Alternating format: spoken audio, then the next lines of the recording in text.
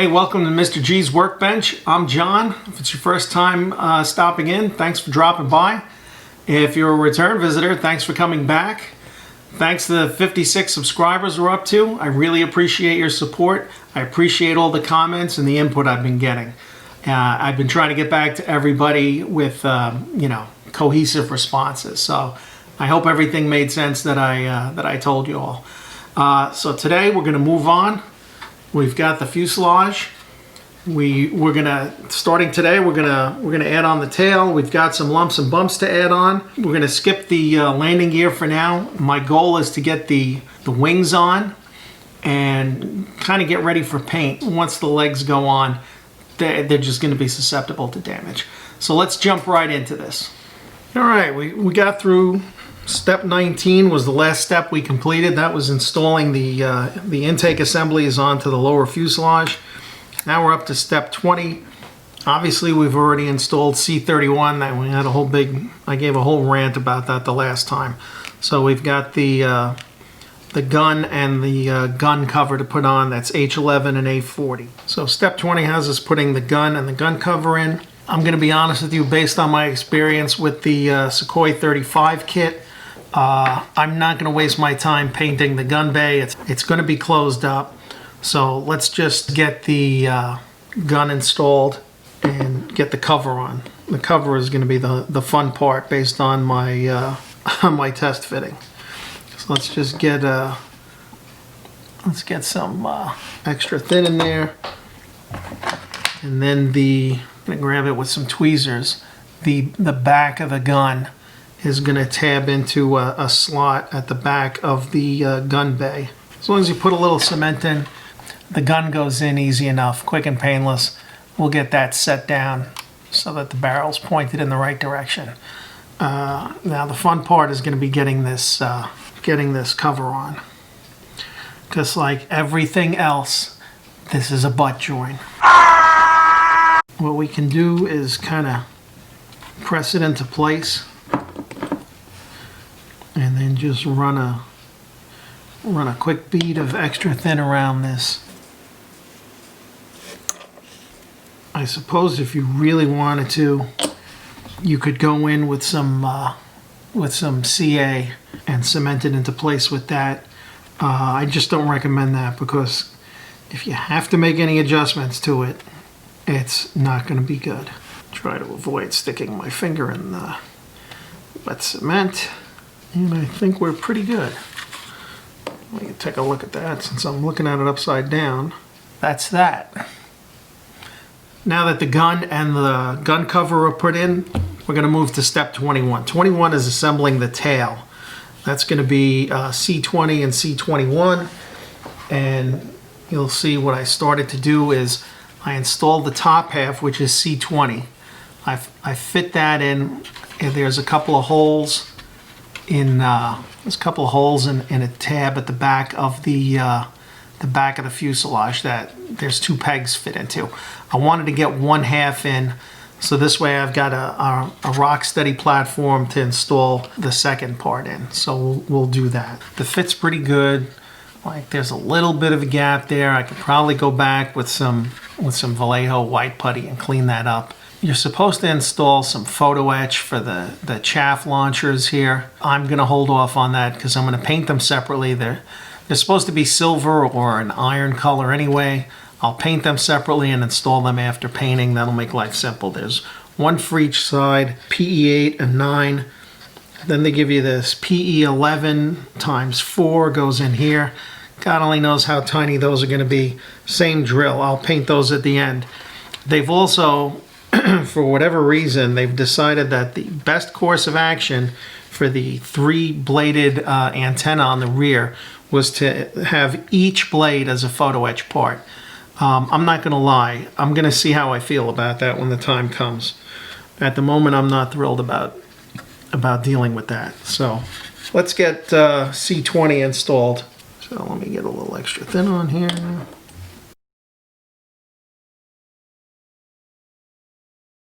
Another thing you'll notice is I cut one of the pegs off because I'm so accustomed to Kitty Hawk giving you like 14 extraneous like pegs that you need to cut off that were meant to help move the injection molding process along. They all blend together after a while. My bad. Kitty Hawk's bad, but I'll take the hit for that one. So let's get this on here.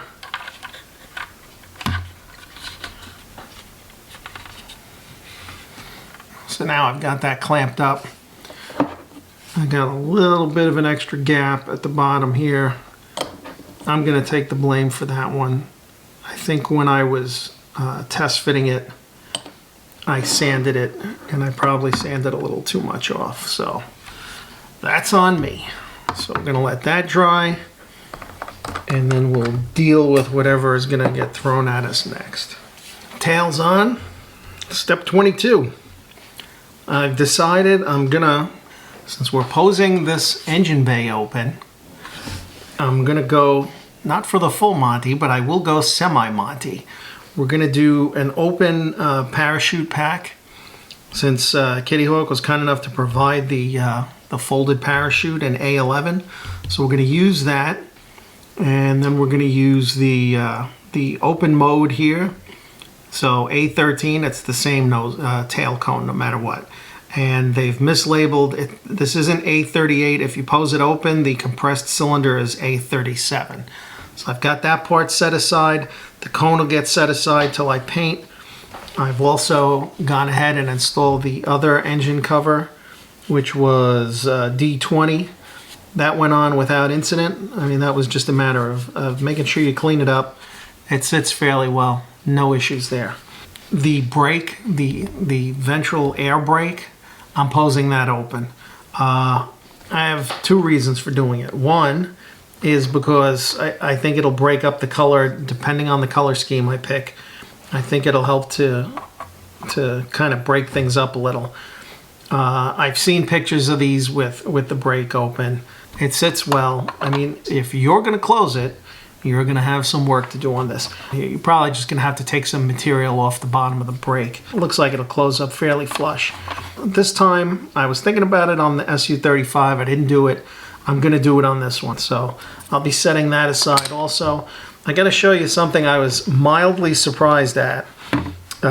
Kitty Hawk gives you the actuator for the brake as two parts, 32 and 39. This was one piece, and it's molded hollow. It's only open at one end. So I have to assume this is slide molded somehow. And then the piston fits right into it. You can pose it at any length you want, basically. So I'm gonna pose it where it'll be deployed. I think it'll look interesting. So I'm pretty happy with that.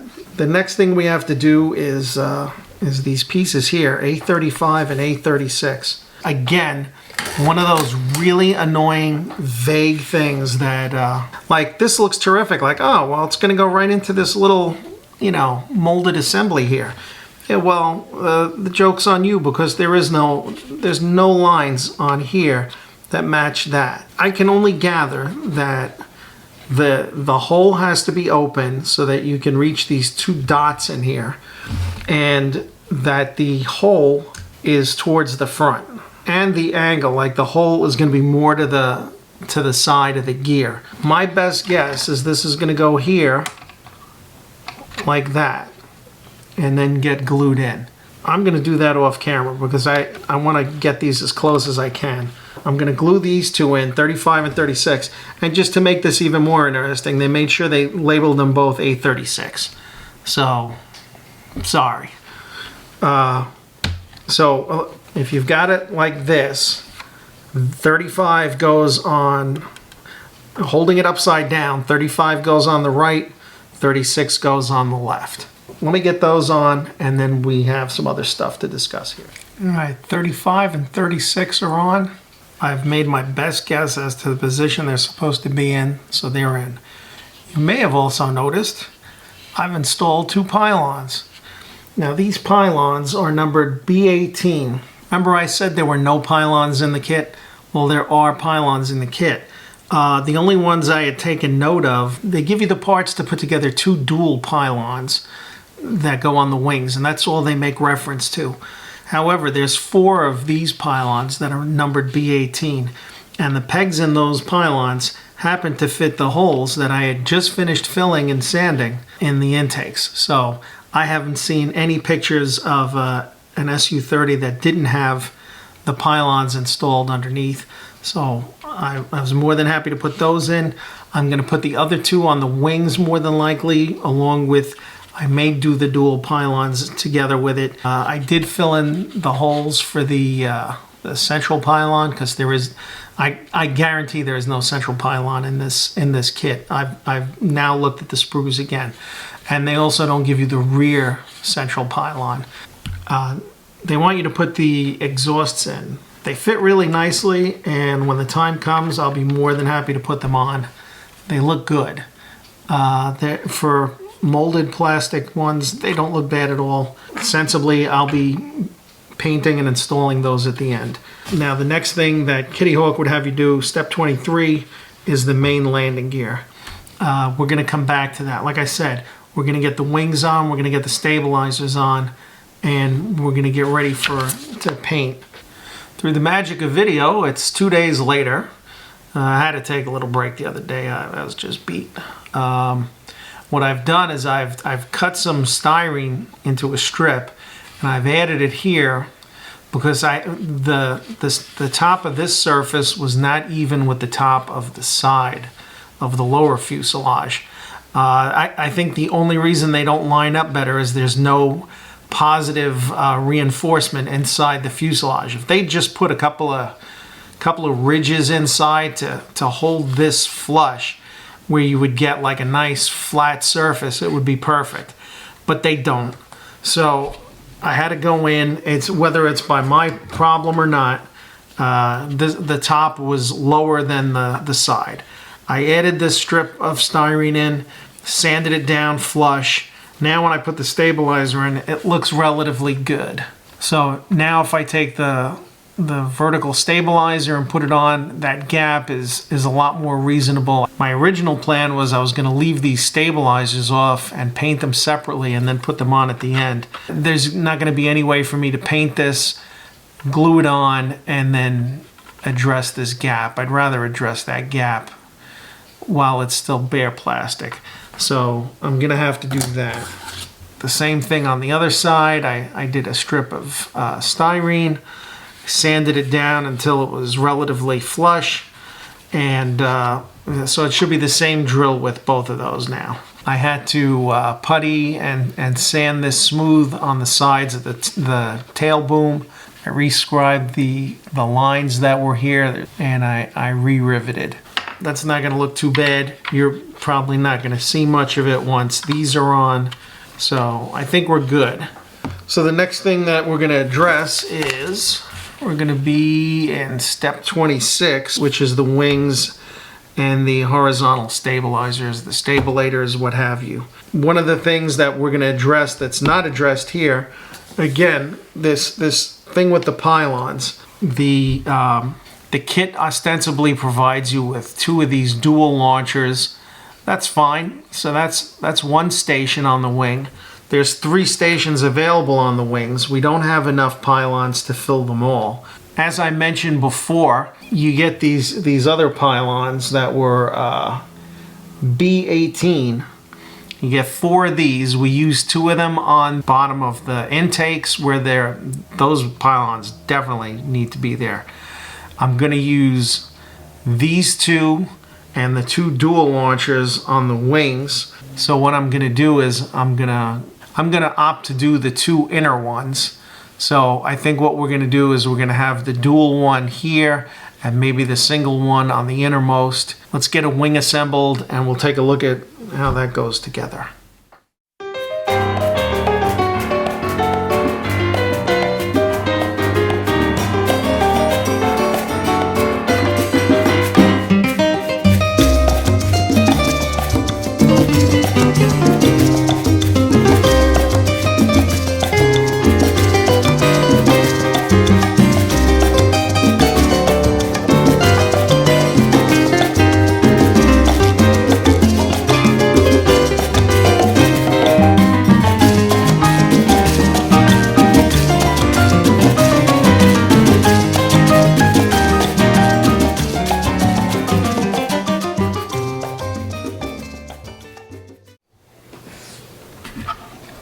wings are on. As you can see, the left one is the one I did on camera. The gap here is negligible. The leading edge slat fit well. The aileron, what can I say? If I have an issue with it, I'm going to go back and I'll clip the tabs off and I'll reinstall them. The right wing, when I went to put it on, there are a couple of slight gaps over here and here. Not that bad. There's a slight gap there at the edge of the slat, but that was it. And for some reason, the gap on this wing is slightly better than the other one. They would have you put the stabilators on now. I'm not going to do that. I'm going to put these on after painting because there's some, detail painting to be done on these. So we'll leave that for later. The one thing we can do while we're here, we'll flip it over. There's a slot here and here. In the instructions, it's A9 and A10. They're these things. They can only go in one way. Once in a while, a gleam of brilliance from Kitty Hawk. One tab is smaller than the other, so there's only one way for them to go on.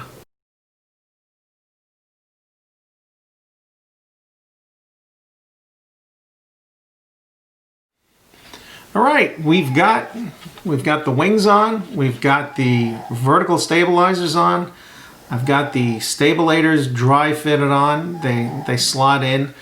They do require some work. I'll show you in a minute. The exhausts aren't glued in because obviously they need to be painted. I've just taped the nose on to get an overall look at it. It fits well. It's not like on some, perfect example is the Italeri Mirage 3.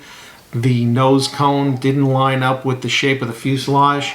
So that fit well. The wings again fit well with a couple of gaps. A little bit of white putty closed up those gaps. The vertical stabilizers, not so much. I think you can see there's a good bit of putty on there. I had to use I slathered on the Tamiya gray putty for that. There was a significant gap to fill even after I put the styrene in. Just wouldn't line up for me. I'm going to attribute that more to me than to the kit's engineering. I've broken away from the instructions in terms of these stabilators. I thought I was going to have to leave this top piece off, and it turned out I didn't have to. The problem was you're going to have to do a lot of fettling with it to get it to sit flat. The other problem I had with these was you're going to have to trim some material out from behind these pegs to get these to slot in. I don't think anyone's just going to leave them adjustable. You're going to have to just play with those pegs a little because you want to be able to slot these in. And then when you go to slot them in, you just tilt them all the way back and make sure that that little curved piece that you had to add on fits. I'm going to keep them separate. I'm going to take the nose cone off. My concern going forward is going to be I'm going to put the nose cone on before paint. I'm going to have to figure out how much weight I want to put into the nose. It's definitely going to need weight. I mean, I can feel it already. Most of the weight in the kit is behind this spot where the rear wheels are going to be. I'm hoping I don't have to put a ton of weight in because I don't think that this nose gear leg is particularly sturdy. So this is where we're going to leave it for today. When we come back in the next part, I'm going to be putting the forward instrument panel combing on. We're going to get the windshield on with the IRST so we can get all this done. I want to be able to tack the canopy in place with some PVA to paint. I've picked a paint scheme. Rather than keep you all glued to your seats, I'll give it away. The option I'm going to go with out of the choices given in the kit is going to be the Venezuelan plane with the anniversary markings on the vertical stabilizers. It's the most colorful. I have to say a lot of the planes in my cabinet right now are gray. All modern aircraft are basically gray at this point, so anything I can do to break that up a little, I'm going to do. The other reason I'm picking the Venezuelan plane is I've already got at least 2 Russian planes in my cabinet. If I put the MiG-25 in my cabinet from the previous build review, that would be 3 already. It's getting repetitive, and I just want a little variety. The other thing I've done is I'm just about done with my little radar and cart. So you're not going to be able to see it here. So what I'll do is going to be, you should see pictures right here of it. I took a couple of pictures of the cart. I weathered up the cart a little. I have a little bit of painting left to do on the radar. I have to paint the face of the radar dish with, I'm probably going to do it in, they're calling for brass. I'm going to see what I have. I'm not going to buy a bottle of paint just to paint the face of that radar that's going to sit on the side. I'm going to finish painting that. It's been a pleasant distraction from building the plane. Since I'm doing the Venezuelan scheme, I've ordered paint masks from a company called DN Models. I don't get anything from DN Models. It's out of my pocket. I've used them before on my Sukhoi 35 and I had I had success with them. So I'm going to try them again on this. The Venezuelan scheme is going to be, I should be putting I should have a picture I can show you up here. It's a 3-tone gray, but it's 3 tones as opposed to just one. And with the yellow, blue, and red tail, I think it'll look good. Hopefully I can figure out how I'm gonna mask and paint the tails before I put the big 5s on, because the 5 separates the colors, as you're gonna see in the diagram. Once again, thank you all for stopping by. Since I began taping this episode, I've gained 11 more subscribers. We're up to 61. I can't thank you guys enough for, showing me the support by subscribing to my channel. It just makes me feel better that I hope my enthusiasm for model building is coming through. I hope that it encourages everyone out there to try new things, and we'll learn stuff together, because by no measure of anything am I an expert model builder. So again, my thank you to all 61 of you at this point. Speaking of which, if you like what you saw, give me a thumbs up. If you didn't like what you saw, give me a thumbs down. In either event, please leave a comment and let me know what you like, what you don't like. I haven't gotten a ton of comments. The ones I have gotten have been very helpful, and I appreciate it. I've also gotten messages on Aircraft Resource Center. I've gotten messages on Aeroscale, and I appreciate them all. I'm taking them all into account. One of the things I wanted to bring up was I wanted to try, a few people have asked me about a place to put images of all the models that I have built and the stuff I'm working on. The only thing I can think of that is going to work, and I think most people, I know not everybody has it, and it's not the best thing in the world, was Facebook. It's easy for me to put up a Facebook page and to have photo albums and to manage the pictures there. Facebook hosts the images, so that works. I don't think Instagram is a good platform for it because of the image limitations. If you have any ideas, by all means, let me know in the comments, so that I want to do the best thing I can to make this channel grow and to spread our collective enthusiasm. So again, my thanks to you all. My thanks to Jim at Kitmaker Network for supplying this kit. The link to Kitmaker family of websites is going to be down at the bottom. It's kitmaker.net. It's not that hard. As always, as they say on YouTube, like this video and subscribe to my channel. The more you guys give me feedback and we move together going forward, the more we can get out of this channel. And certainly I'm not monetized. I'm not making money doing this. This is all just, I enjoy doing it. God knows I love to talk. So try to combine everything into something we can all enjoy. All right. Thanks again for stopping by.